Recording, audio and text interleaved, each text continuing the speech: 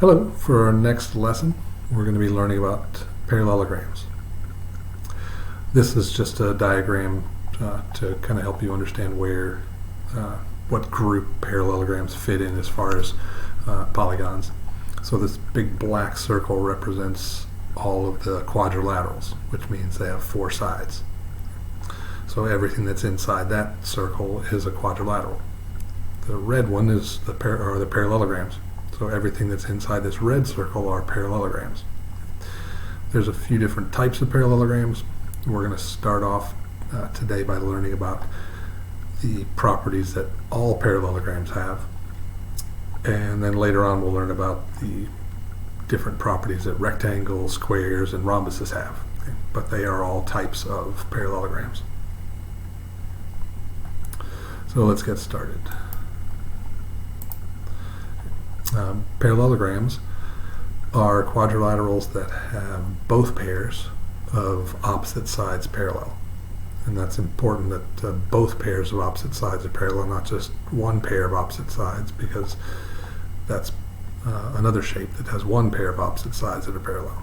These little blue triangles on here, those symbols represent the lines being parallel. So a couple of the properties that parallelograms have. Parallelograms, their opposite sides, both pairs of opposite sides, are also congruent. And then again, that's what these congruence marks mean.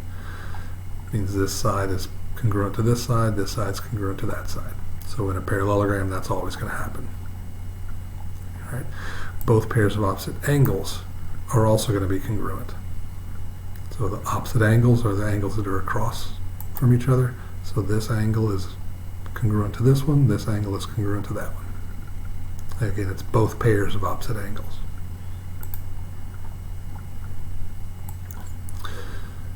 So since we know that in a parallelogram the opposite sides are congruent,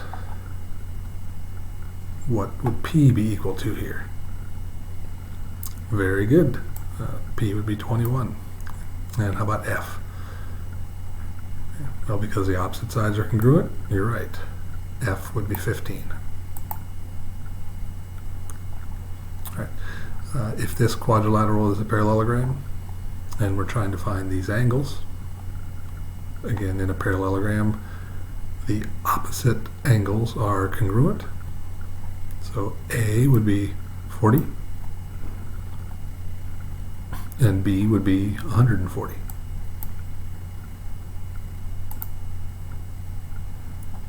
Here we're going to have to write an equation.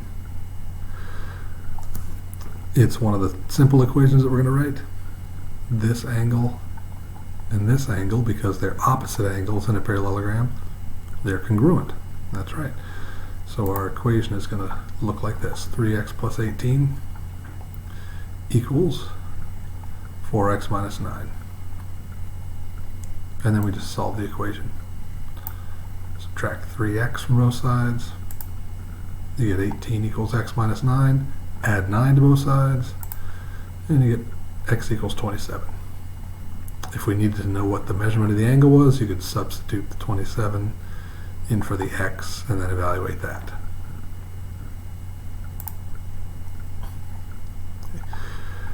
Parallelograms also have same side interior angles that are supplementary.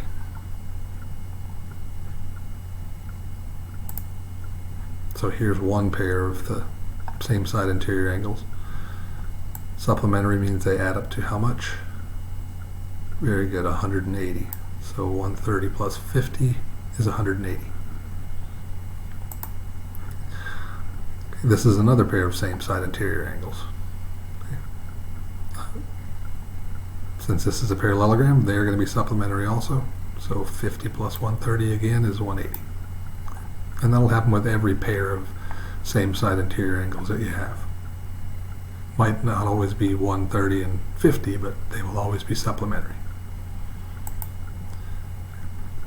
So now we'll take a little break from listening to me talk, go to the Google Slides assignment for today. It's called Parallelogram Practice. And complete practice problem 1 and 2. You're going to need to go to a couple different websites and take some screenshots of some of the work that you're doing on those websites and insert those into the Google Slide assignment. There's 4 pages on that slide, and don't submit it until you've finished all of the problems on there. So you can pause the recording for a little bit till you're finished with that assignment, or that part of the assignment.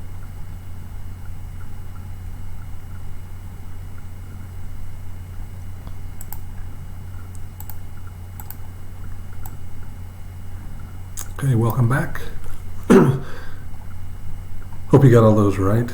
If you had any trouble inserting those pictures, again, there was a little video on there that I made to hopefully help you understand how to insert screenshots. Okay.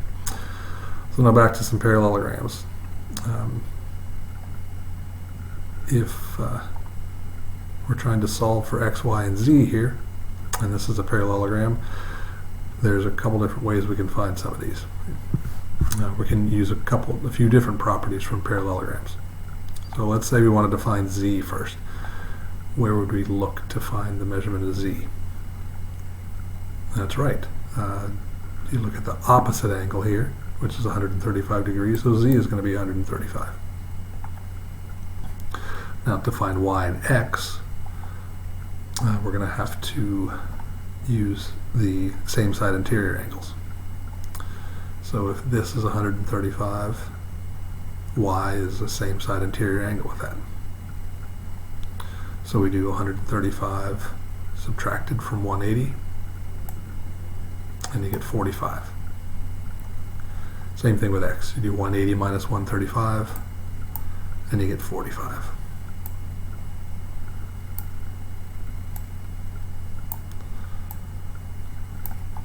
So that's what all those angles should measure. All right. The next property that we've got for parallelograms has to do with the diagonals. The diagonals connect to these opposite vertices here. This red segment, that's a diagonal, and the blue one is a diagonal. In a parallelogram, the diagonals bisect each other. Okay, and what does that mean? It means they cut each other in half.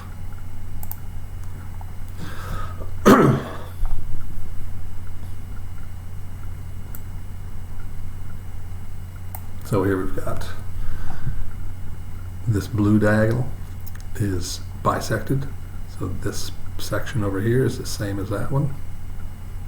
And this red diagonal is also going to be bisected. So this segment is the same length as that one. So if this is a parallelogram and we're trying to find x, how long is x going to be? Well, because the diagonals bisect each other, that's exactly right. X would be 5. And then y is just this piece of the diagonal. Well, this red diagonal is also bisected, so that's going to be 6. Alright, so now you can pause the video, go back to the Google Slide assignment, parallelogram practice, and complete practice problem number 3.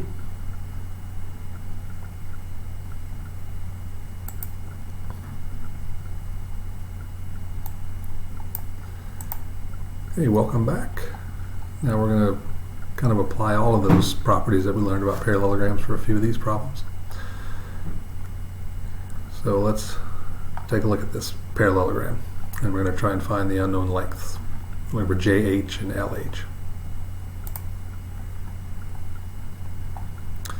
So JH is one of the sides. So if we need to find the length of this side, we can look at the opposite side here, and it's 8, so JH is going to be 8. LH is just this little green part. KH is the diagonal, and in a parallelogram, what do the diagonals do to each other? That's right, they bisect each other, which means they cut each other in half. So this diagonal is cut in half right here. So if this is 6, then LH is also 6.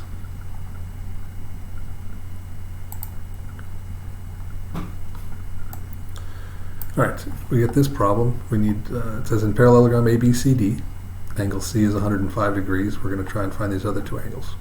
Well, what you probably need to do first is actually draw a parallelogram.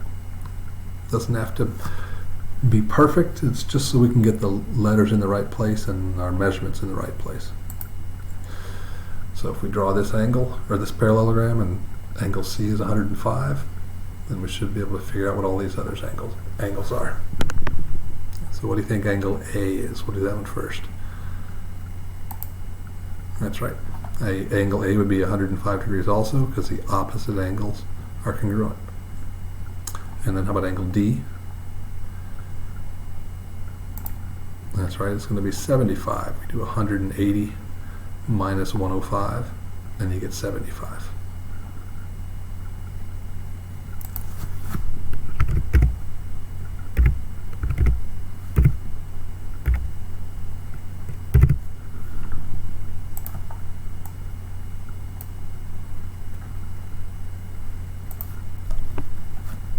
Now this one's going to, again, we're going to have to use a few of the different properties that we learned.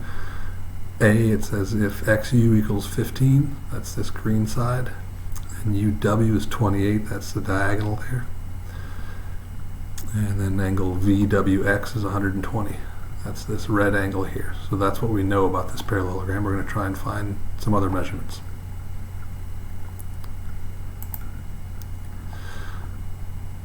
So if we're looking for WZ, that's just this yellow piece here. You take 28, which is that entire diagonal, and we divide it by 2. So we get 14.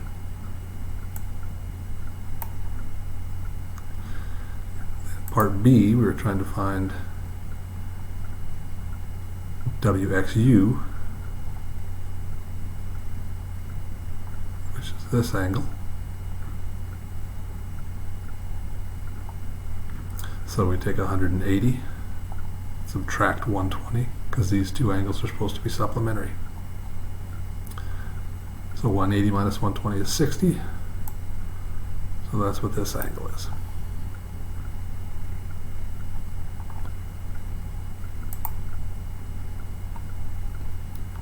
And then if we needed to find what X is, UVW was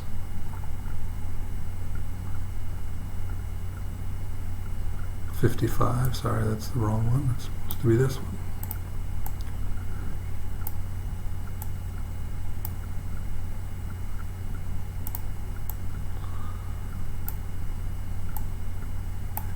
So UVW is 55,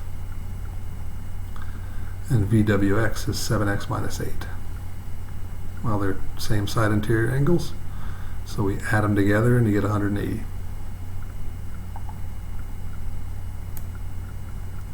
Now we're just going to solve that equation. 55 minus 8 is 47, then subtract 47 from both sides. You get 7x equals 133.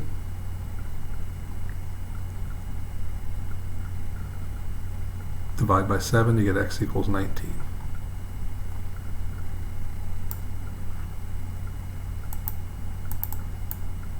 Oops. All right, so now go to the Google Slides assignment, practice, parallelogram practice, and try problem number 4. You can pause the video.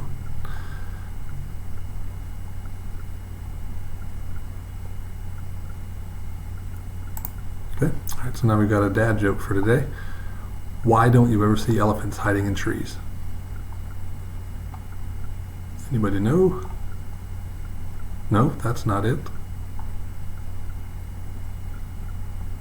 That's right. Because they're so good at it.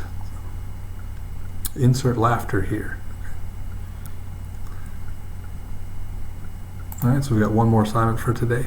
Go to Google Classroom. The assignment is properties of parallelograms, and do your best. And I hope you guys are not going too stir crazy. Miss you. We'll